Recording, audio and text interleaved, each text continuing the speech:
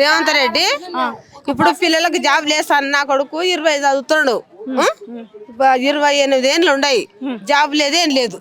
Job వేస్తాడు. నా కొడుకు చిన్నోడు 18 చదువుతున్నాడు, ఆయనకు జాబ్ వేయలేదు. అందరికి జాబ్ లేస్తాడు, 90 రోజులకు జాబ్ లేస్తాడు కదా. ఇంతవరకు ఏది లేనే లేదు. మళ్ళీ ఎన్నడు వేస్తాడు? లేడీస్ కు 2500 ఇస్తున్నాడు. ఆ 2500 లేదు.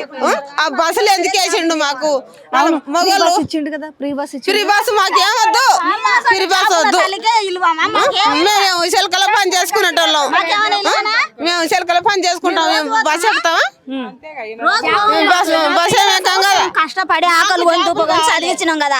మా పిల్లలకి ఇంటికి ఒకటి ఇస్తున్నాడు జాబ్. అట్లా ఆయన ఇప్పుడు కదా ఇయ్యాలి కదా, అట్లా అడుగుతున్నాం.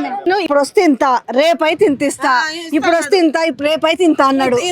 మళ్ళీ ఇంత ఇయ్యలే, ఇంత లేదు. మా పిల్లలకు జాబులు కావాలి అంతే. మేము సేద్యం చేసుకొని మేము నిరుపోటు తిని బతుకుతున్నాం. మా పిల్లలు చదివిస్తున్నాం, మా డొక్క కట్టుకొని చదివిస్తున్నాం. మా ఆకలి కొని దూపకొని ఇల్లు ఉడకలేదు మాకు.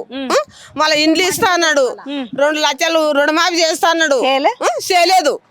ఎందుకు చేయలేదు? ఇంకా ఆయన ఇచ్చిన హామీలు అయిపోయింది కదా 90 రోజులు. మళ్ళీ ఇంకా ఎందుకు చేయలేదు? చేయొచ్చు కదా. నా 2 కొడుకులకు జాబ్ కావాలి. నువ్వు చెప్పమ్మా, ఇందాకేమో 60-70 మార్కులకి ఇచ్చా 20 చదివినోళ్ళకు. మళ్ళీ ఇక్కడ 125 మార్కులకి ఇవ్వా. మేము ఇంటికి ఒక జాబ్ ఇస్తాను, అట్లా ఇట్లా కదా మేడం. మళ్ళీ కావాలి కదా, మేము ఆకలి గొంతుకొని సంపాదిస్తాం. మీకేంది ఫ్రీ బస్ ఇచ్చిండు? ఫ్రీ బస్ మాకేం చెయ్యా? మేము కూలీనాలు చేసుకుంటున్న మాకేం చెయ్యా?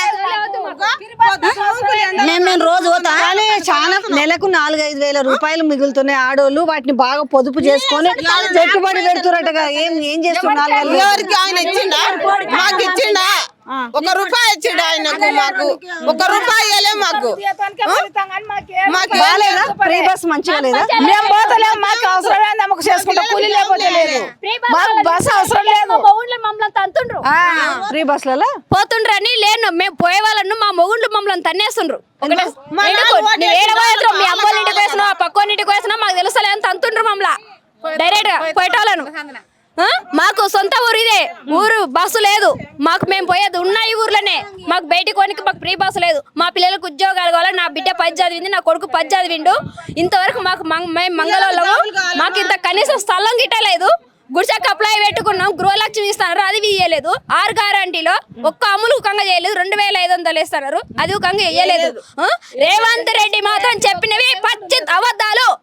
ఇవి కేసీఆర్ సార్ చేసిన పనులు మాత్రం చాలా మేలు చేసిండు. లక్ష్మీ కళ్యాణం 16,000 తులం బంగారం మీలే 1,00,000 రూపాయలు ప్లస్ తులం బంగారం. 1 రూపాయి ఎవరికి రాలేదా? ఎవరికి రాలేదు. మా ఊర్లో ఇంత మంది పెళ్లిళ్ళు జరుగుతున్నాయి కానీ ఒక్కరికి 1 రూపాయి రాలేదు. ఈ ఊర్లో ఖచ్చితంగా హాస్పిటల్ ఒక్క సార్ వాళ్ళు కానీ కరెక్ట్ గా ఒక ప్రెగ్నెంట్ లేడీ ఉంటే ఇబ్బంది పడితే ఆపరేషన్ చేయించుకోవడానికి ముఖ్యంగా సౌకర్యం లేదు ఈ ఊర్లో హాస్పిటల్లో. ఒక మహిళ బాధ పట్టించుకోనికి ఇల్లు తిరిగి ఒక్క పోలీసు వాళ్ళు కంగా తిరిగి భర్త కొడుతుంటే ఒక వచ్చి చూసే వాళ్ళు కంగా లేరు. ఇంటింటి కాడ పక్కన తన్నుకొని ఈ బెల్ట్ షాపులు తీసేస్తానంటే ఎందుకు తీసేయలేదు? అది ఒక్కటే కారణం. బెల్ట్ షాపులు మేము వస్తే తీసేస్తామన్నారు కదా, తీసేయలేదు. ఇంతవరకు బెల్ట్ షాపుల వలన చాలా మగవాళ్ళు చనిపోతుండ్రు, దాని వలన మేము ఇప్పటి వరకు పింఛన్ రాని వాళ్ళు కంగా ఉన్నారు. మొగుళ్ళు చనిపోయి వాళ్ళు రాండి వాళ్ళకు మేము ఏం చేద్దాం? మా నాన్న చనిపోతే మా అమ్మ ఒక 10,000 ఖర్చు పెట్టుకుంటా పింఛన్ ఇచ్చిర్రు, ఒక ఇవ్వలేదు మా అమ్మకు. ఇప్పుడు మా అమ్మ పరిస్థితి, ఒక కొడుకు ఒక బిడ్డని నేను ఇంటికి. ఇప్పుడు మేము అన్నదమ్ముల లెక్క మేము అనుకుంటున్నాం. నా పరిస్థితి మళ్ళీ ఏం చెప్తున్నాడు అంటే, ఇప్పుడు మళ్ళీ మీరు ఓట్లు వేస్తే కనుక రాహుల్ గాంధీ ప్రధానమంత్రి అయితే అన్ని ఇస్తామని చెప్తున్నారు. నమ్మకం లేదా? లేదు, నమ్మకం లేదు. ఇచ్చేటోడు అంతే ధరకిచ్చు. మాకు నమ్మకమే లేదు. కేసీఆర్ రావాలి, రావాలి. మాకు కేసీఆర్ తండ్రి. సంతోషం. కేసీఆర్ సార్ వస్తేనే మాకు అంత సంతోషం. రైతు బంధు పడుతుంది, ముసలోళ్ళకు పింఛన్ వస్తుంది, మాలాంటి మహిళలకు న్యాయం జరుగుతుంది. కానీ ఎందుకమ్మా బాధపడతారు? మీకు 2 లక్షల రుణమాఫీ చేస్తామన్నారు, చేస్తారంట. ప్రభుత్వం ఎత్తేస్తుంది. దొంగ రాజకీయం ఇది. డబ్బులు పంచుకొని లోపల పంచుకుని తినే రాజకీయం ఇది. తింటారు. ఎదురువాడి పోరాడినా కేసీఆర్ సార్కే మా ఓటు.